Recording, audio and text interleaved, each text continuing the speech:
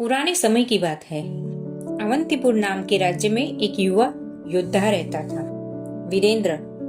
वीरेंद्र तलवारबाजी, घुड़सवारी और युद्ध कला में निपुण था, लेकिन उसकी एक कमजोरी थी, क्रोध और जवाब देने की आदत। कोई कुछ कह दे तो वह तुरंत भिड़ जाता। लोग कहते वीरेंद्र बहादुर है, लेकिन उसके शब्द उसकी तलवार से भी तेज है। राजा इस बात से चिंतित थे। उन्होंने तय किया कि वीरेंद्र को असली शक्ति समझानी चाहिए। इसलिए उन्होंने उसे हेमकूट पर्वत पर रहने वाले एक महान गुरु ऋषि धन्वंतरी के पास भेजा। पहला दिन वीरेंद्र पर्वत पर पहुंचा। गुरु धन्वंतरी शांत थे, स्थिर और तेजस्वी व्यक्तित्व वाले थे। उन्होंने वीरेंद्र को देखा और मुस्कुराते हुए कहा, यदि तुम सच्चे योद्धा बनना चाहते हो तो 3 दिन मेरे साथ रहकर सीखो। वीरेंद्र ने तलवार उठाकर कहा, गुरुदेव, मुझ में क्या कमी है? मैं युद्ध में अपराजित हूँ। गुरु ने केवल एक वाक्य कहा, तुम युद्ध जीतना जानते हो, लेकिन स्वयं को जीतना नहीं। वीरेंद्र को यह बात चुभ गई, लेकिन वो चुप रहा। अगली सुबह गुरु ने वीरेंद्र से कहा, आज तुम्हें पूरे दिन मौन रहना है, लेकिन काम वही करोगे, जल लाना, लकड़ियां काटना, भोजन बनाना। वीरेंद्र हैरान हुआ। मौन? यह कैसी शिक्षा है? वो सोच रहा था, लेकिन गुरु की आज्ञा मानकर चुप ही रहा। दिन भर उसे तरह तरह की बातें सुनाई दी। देखो, राजकुमार नौकरों जैसे काम कर रहा है। क्या मौन रहकर भी कोई योद्धा बनता है? इसकी ताकत बस तलवार में है, दिमाग में नहीं। पहले ही क्षण उसके अंदर आग भड़क उठी। लेकिन गुरु का आदेश था, मौन। उसने उस दिन पहली बार महसूस किया कि शब्दों का उत्तर न देना कितना कठिन होता है। ये युद्ध से भी कठिन था।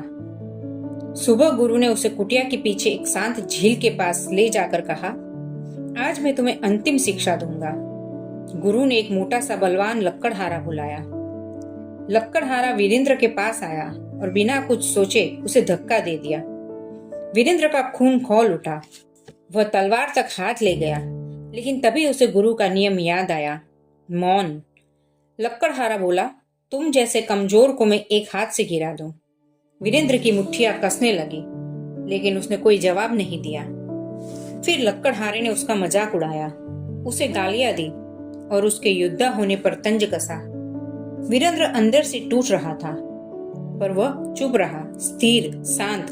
30 मिनट बाद गुरु ने लक्कड़हारे को रोका और बोले, बस लक्कड़हारे, अब तुम जा सकते हो। लक्कड़हारा तुरंत झुककर गुरु के चरणों में प्रणाम करते हुए बोला, गुरुदेव, इस युवक ने गालियों और अपमान का भी जवाब नहीं दिया। ये सच्चा योद्धा है। वीरेंद्र स्तब्ध था। उसे लगा, गुरु उसका अपमान क्यों करवा रहे थे? गुरु धन्वंतरी उसके पास आए और बोले, मौन तुम्हारी वह ढाल है जो किसी भी तलवार से मजबूत है। जिस दिन तुमने हर अपमान का जवाब क्रोध से नहीं, बल्कि धैर्य से देना सीख लिया, तुम अजय बन गए। लोगों की बातें हवा की तरह है। जो पेड़ मजबूत होता है, वो तूफान में भी नहीं टूटता।